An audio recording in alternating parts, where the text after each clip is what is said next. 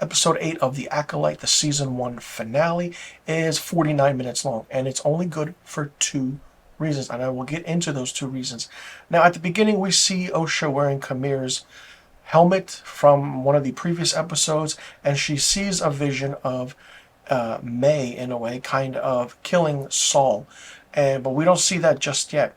But as Kamir and Osha kind of go about their way and they leave the planet, or the unknown planet that they're on, they head out and find themselves being watched by Darth Plagueis. Darth Plagueis does make an appearance finally, and it's only for a few seconds, which I was very, very disappointed about. I marked out like a little child, because if you know the history of Darth Plagueis, you know he's the most revered Sith in all of Star Wars legacy, or whatever that may be.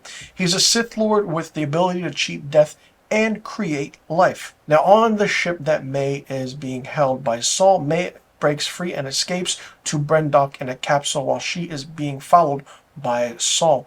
May crashes on the planet, which then leads kind of Master Venestra having to put together a group, or the Knights of Jedi, to head to Brendok in order to figure out what is going on and what is happening.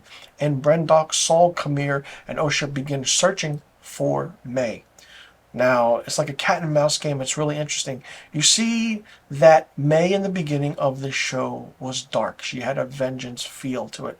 Now she's the light. Osha was the light, now she's the dark. Total reversals of what the characters are. Inside this fortress, or this witch area, or wherever the coven was, Saul and Kamir begin to fight, as do Osha and May. In a nice edit, so to speak, you see Saul and Kamir fighting, switching back to Osha, May, and then back and forth. May arrives, in a way, and kind of disarms Saul. But she chooses to let him live so he can confess what he did before the council. Saul reveals that she and Osha are the same person, and that were created by the Force and with Force magic, so to speak, or however that dives deep into the mythos of the Star Wars galaxy. Osha learns that Saul did kill her mother, and kills him using the Force choke, and corrupts the kyber crystal in Saul's lightsaber, meaning the kyber crystal was blue, and then as she's holding it, her Sith power is so powerful that she turns it red. It's the first time you've ever seen that happen in the Star Wars universe. Now, as that happens, we see Osha and May escape together, but then upon arriving, Venestra discovers that Saul's corpse, and kind of, Venestra gives him a Jedi funeral in a way. So Osha and May do reconcile, but they are found by Kamir. Osha agrees to train with him if he lets May go by erasing her mind, which he does. On Coruscant, we see that Venestra blames Saul. Yes, you blame Master Saul, your best friend, a Jedi, for all the events that occurred on Brendok. So after that, Venestra reveals Kamir was her apprentice and pupil. As she does so, she goes to visit a master, and we see Venestra visits Yoda to tell him everything. Yes, Yoda. The man is 900 years old, and he shows up, and I was really, really surprised. I literally let out a big oh shit moment. As an entirety, this series was absolutely horrendous. The storylines really, really didn't flow well. The character of Osha and May really weren't cohesive enough. Nothing against the actors or actresses in this show, but it just didn't feel like they gave it their all. The saving grace was definitely Darth Plagueis showing up for a few seconds, and that was it. And then seeing Master Venestra go to Yoda and tell him everything.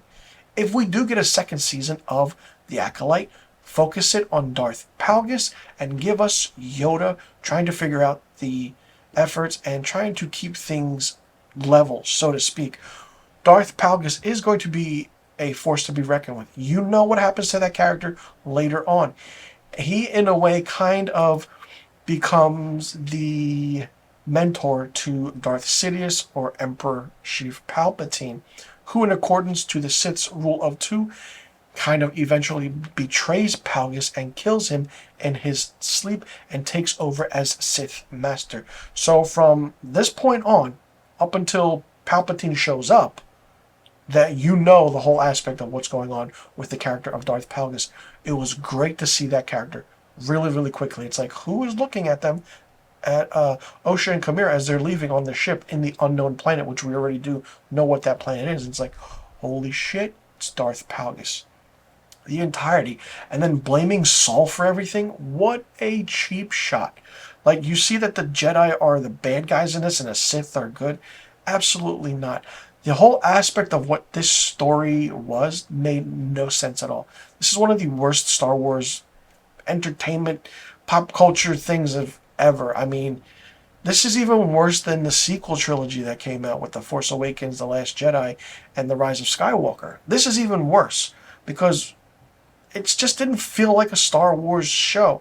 I mean, it was totally left field, didn't make any sense, and it's just, what the hell were they doing? I mean, some episodes were good. Episode 5 was the best with the knight. And then this episode, the ending, was really, really good. Because you gave us Darth Plagueis and you gave us a quick shot of Yoda. Yeah, okay, we like Yoda. Everyone loves Yoda. So we're going to mark out. But it just didn't feel like it was a Star Wars show. I didn't feel any sympathy for Osha and May. I didn't feel any sympathy for their mother or what they went through, because they are one and the same person.